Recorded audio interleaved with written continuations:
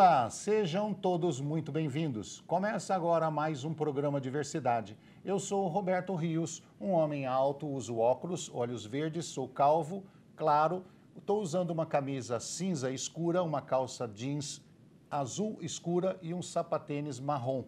Aqui no Diversidade, nós abordamos os mais variados temas que interessam as pessoas com deficiência, inclusive a saúde, que também é um dos direitos que temos assegurado, porém muitas vezes negligenciado. Olá, gente, eu sou a Suelen Gonçalves, eu sou uma mulher cadeirante de pele clara, cabelos castanhos, cacheados na altura dos ombros. Uso hoje uma calça bege, uma blusa de mangas compridas rosa e sapatos brancos. E por ter uma série de demandas, como por exemplo fisioterapias, fonoaudiologia, urologia, a saúde odontológica das pessoas com deficiência muitas vezes não recebe a devida atenção, né? E também são muitos os profissionais que acabam por não se capacitar para melhor nos atender. Mas você sabia que pessoas com deficiência têm 2 vezes mais chance de ter complicações e doenças bucais? Foi pensando nesse caráter de urgência sobre o assunto que convidamos a doutora Marina Galottini, dentista, docente da FOUSP, Faculdade de Odontologia da USP, e responsável pelo CAP, Centro de Atendimento a Pacientes Especiais. Seja bem-vinda, Marina. Muito obrigada, Roberto. Obrigada, Suelen. É um prazer estar aqui. E uma oportunidade para a gente divulgar o nosso serviço e divulgar a importância do atendimento odontológico para pessoas com deficiência. Então, muito obrigada. Antes da Suelen fazer a pergunta para você, eu gostaria que você fizesse sua audiodescrição também. Ah, ok. Vou tentar. Achei muito interessante. Ok, eu sou uma mulher de cabelos pretos, castanhos, né? Lisos, na altura do ombro. Estou vestindo uma blusa branca, uma calça preta e um sapato preto. É assim, tá bom? Tá ótimo. Muito interessante. Doutora Marina, ou Marina, Marina. Eu queria que você dividisse com a gente, então, a história do CAP. A gente sabe que surgiu nos anos 80 ali no tratamento de pessoas soropositivo. Sim. E depois foi abrangendo as pessoas com deficiência, tomando esse rumo, se aperfeiçoando. Conta pra gente. Sim. O Centro de Atendimento a Pacientes Especiais, ele surgiu diante da pandemia pelo HIV. E nesse momento, era idos do 1984, o primeiro caso de HIV foi descrito em 81, no Brasil começaram a surgir em 82, 84, começaram a aparecer vários casos de pessoas HIV positivas que procuravam a faculdade para tratamento odontológico, emergencial ou eletivo. E se percebeu a necessidade naquela época de um treinamento especializado e de cuidados diferenciados para atender essa população. Muito bem, era o titular da nossa cadeira, o professor Ney Soares de Araújo, e o então diretor, o professor Miaxal, já em memória. Eles idealizaram esse centro de atendimento, que a princípio eles pensaram em dar o nome de Centro de Atendimento a Pacientes Especiais. E colocaram isso numa placa. E, na verdade, os primeiros pacientes que nós atendemos foram realmente pessoas HIV positivas. E, naquela época, a terapia ainda não sabia nada. Nem tão um pouco da etiologia e muito pouco de tratamento e de manejo da infecção pelo HIV. E a boca era a sede de inúmeras doenças, principalmente oportunistas. Então, o cuidado odontológico era fundamental. Mas, junto com os pacientes HIV positivos, as pessoas que iam à faculdade, e a faculdade tem um serviço de extensão enorme, ela tem clínicas odontológicas e os pacientes têm acesso a um tratamento totalmente gratuito, tem uma grande demanda. As pessoas passavam na frente e falavam, olha, clínica de paciente especial.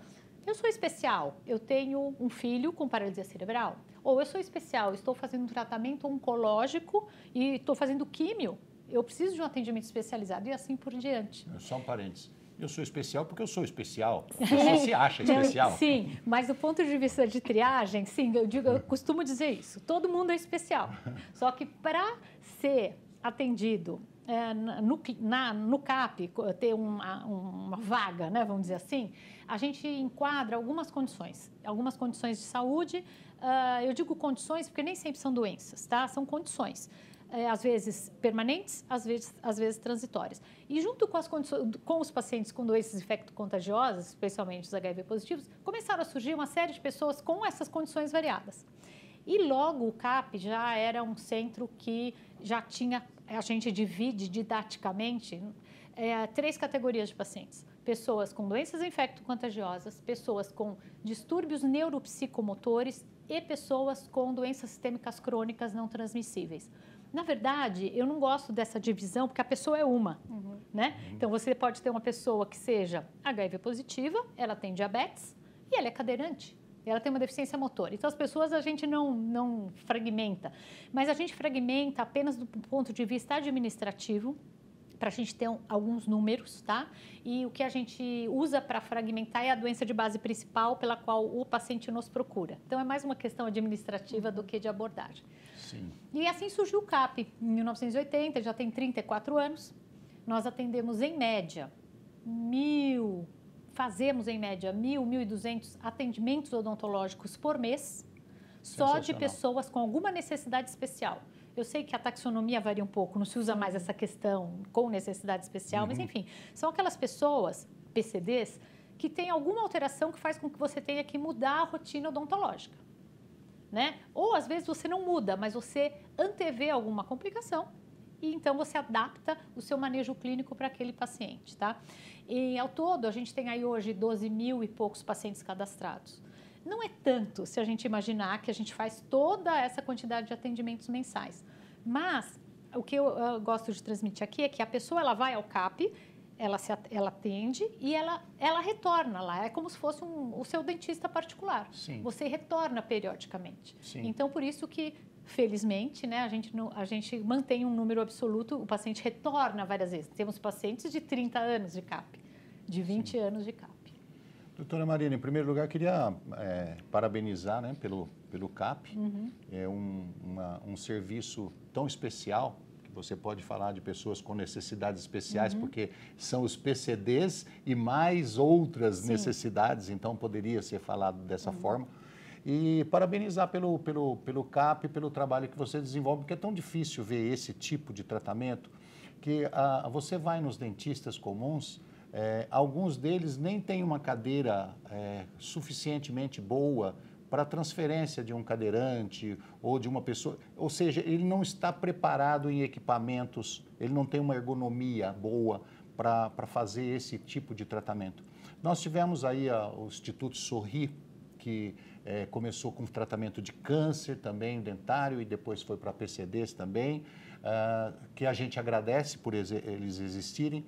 E é tão difícil esse tipo de tratamento, porque precisa de uma abordagem diferente, precisa de uma paciência, de um tempo maior, né? Às vezes um tratamento dentário de uma pessoa que não tem nenhuma deficiência dura ali 30 minutos, 40 minutos. Uma pessoa com deficiência, principalmente com deficiência intelectual, pode demorar 1h30, 2 horas. O dentista tem que ter paciência. Então, é um trabalho bastante criterioso e com bastante profissionalismo. Sim. Por isso eu parabenizo pelo CAP. Bom, mas o CAP também é um instituto de ensino, certo? Qual é o diferencial de vocês para ensinar os doutores já, ou seja, os caras que já são formados dentistas, e vocês ensinam o quê para eles? E qual a importância disso, já que tão pouco que a gente pode citar de pessoas especiais que trabalham com isso, ou institutos especiais que trabalham com isso?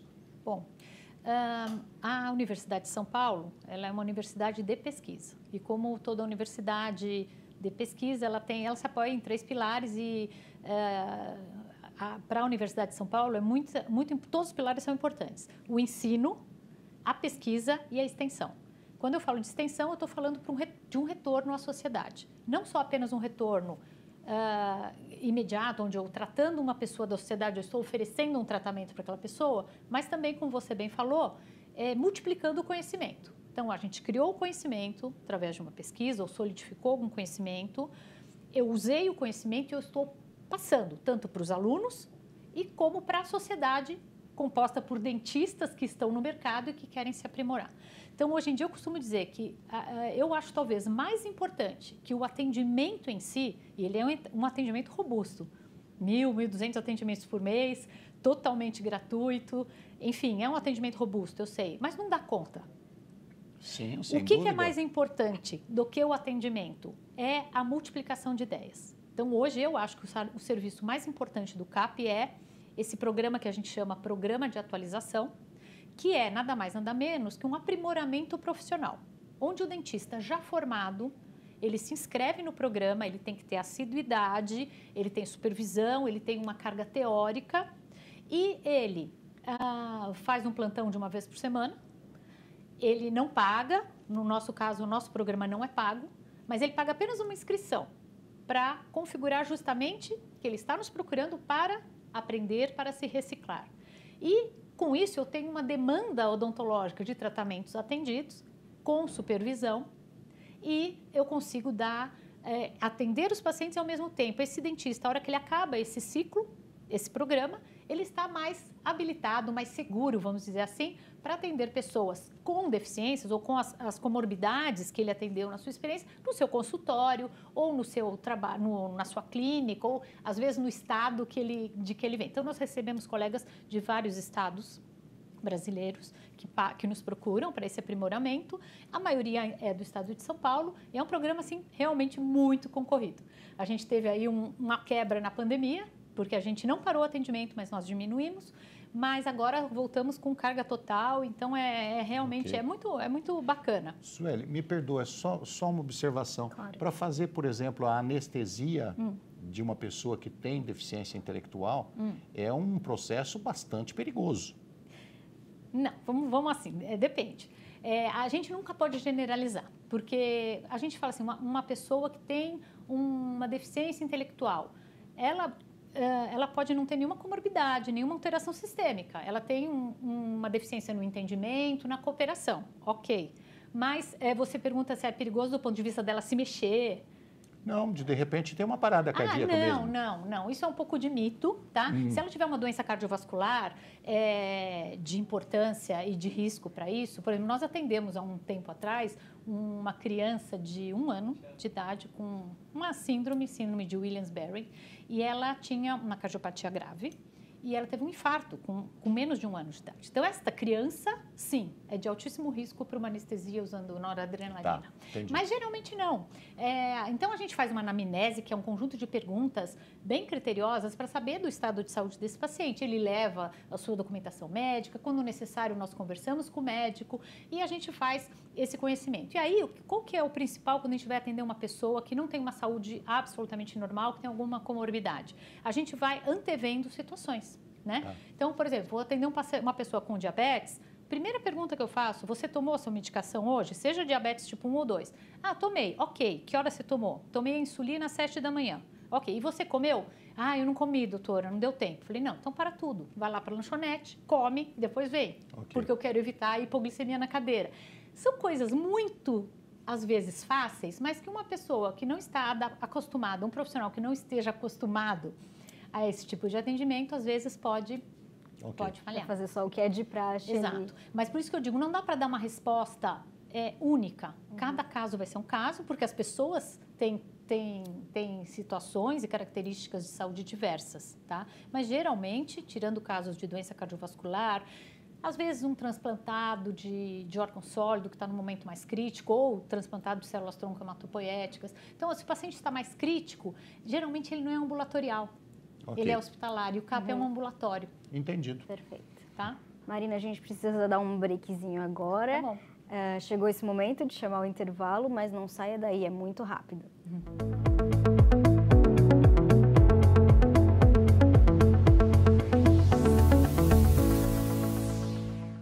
Você sabia que pode interagir com o nosso programa? Fazer perguntas, mandar sugestões, basta apontar a câmera do seu celular para o QR Code e entrar em contato conosco. Nós estamos te esperando.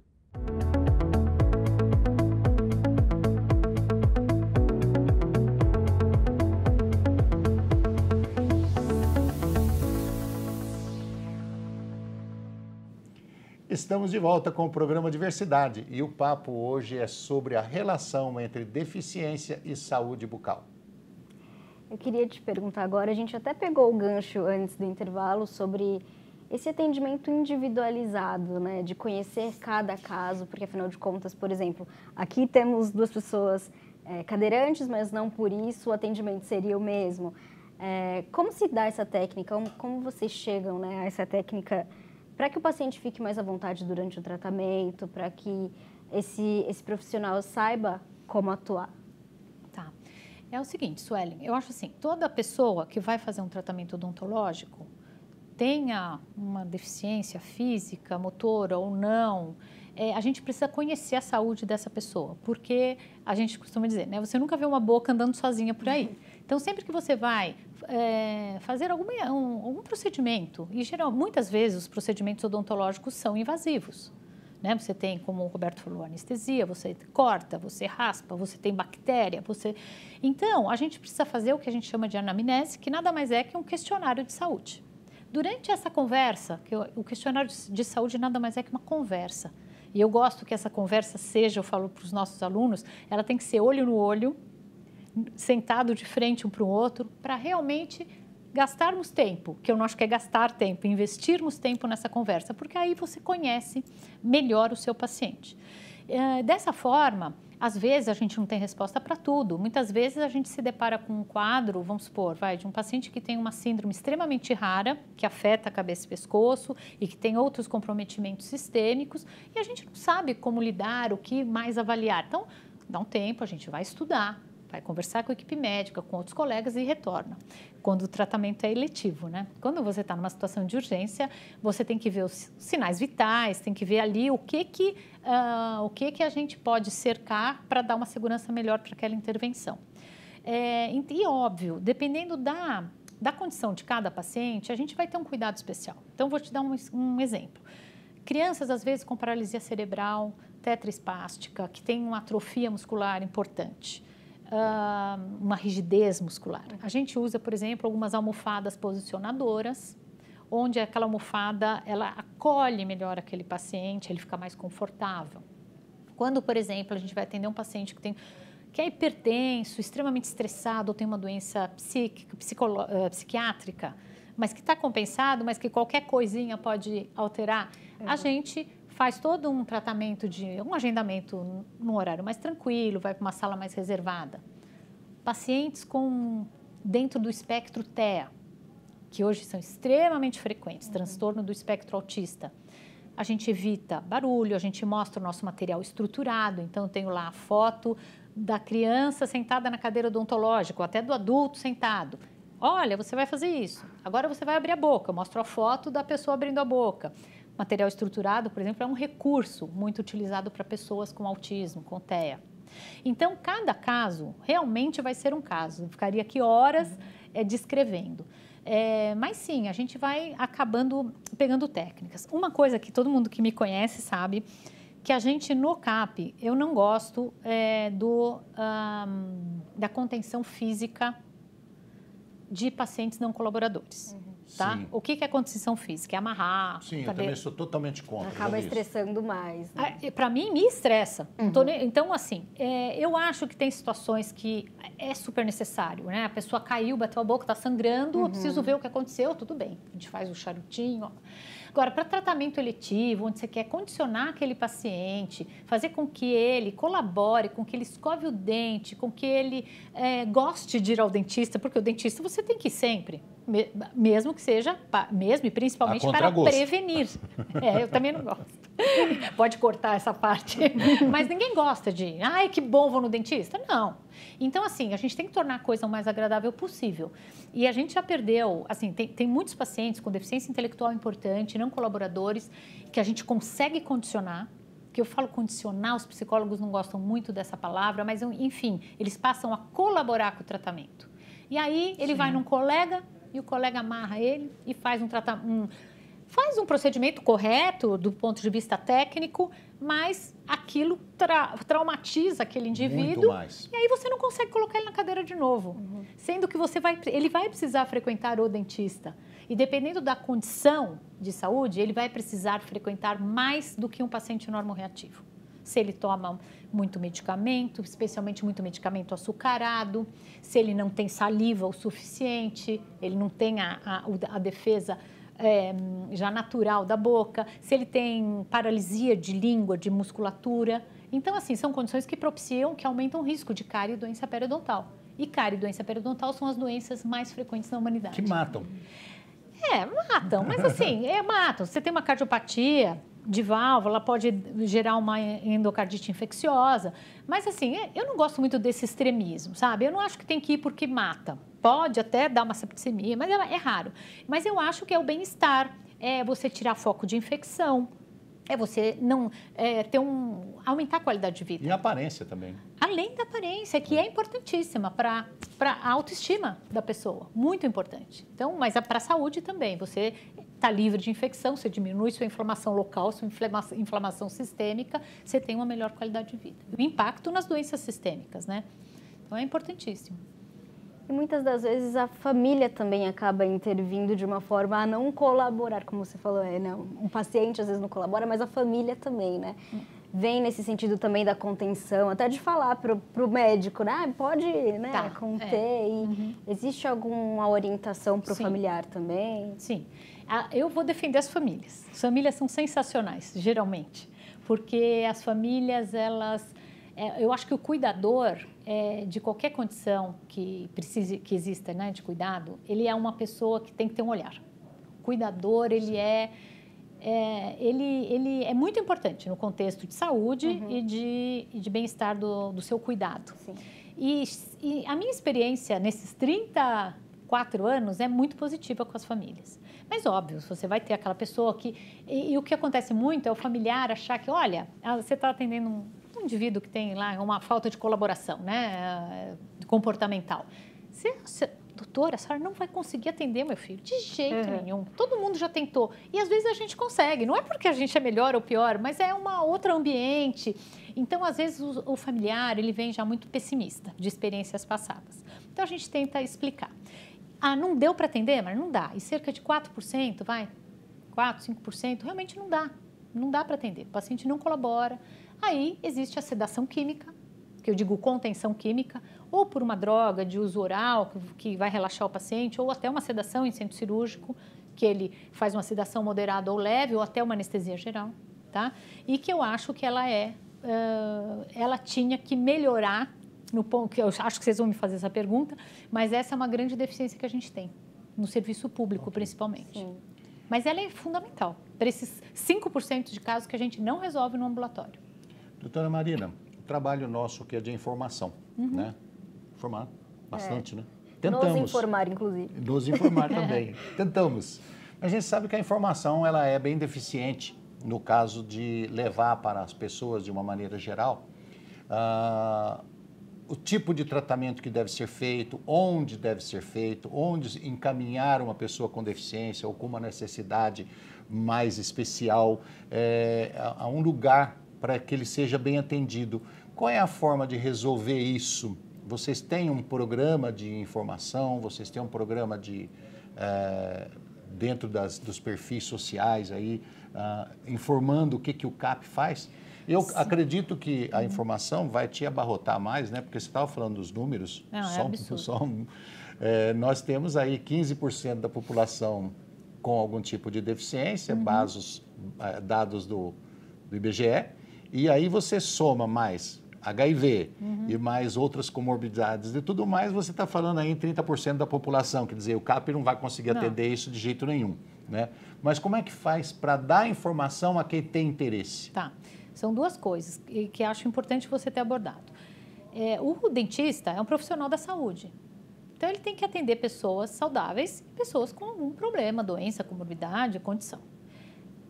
Quando essa doença, comorbidade, condição é mais complexa e exige muita experiência, alteração de protocolo, aí cabe o serviço especializado. Então, se a gente for atender, por exemplo, todas as pessoas hipertensas, não dá, é impossível. Então, o dentista, como profissional de saúde, ele tem que estar preparado para atender pessoas com as doenças mais comuns aí da nossa sociedade, mesmo que sejam intelectuais, de doenças que afetem o intelecto, síndromes de malformação, enfim.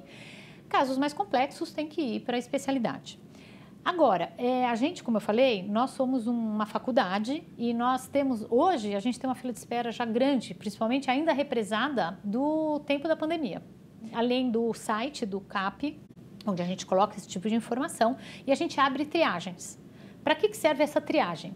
É para a gente descobrir se aquele paciente X, ele precisa ser atendido no CAP, ou se ele pode ser, por exemplo, atendido em outras disciplinas da faculdade, tá? Então, ele pode... Aí você amplia um pouquinho a chance dele ser chamado para um serviço gratuito de excelência, tá? Então, é essa a questão.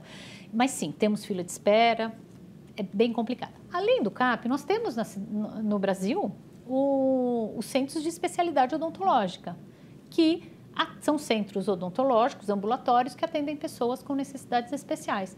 Muitos que atuam nesses centros são egressos nossos, são ex-alunos da Faculdade de Odontologia, do nosso curso de especialização. Então, existe isso e nós fazemos sim esse tipo de orientação.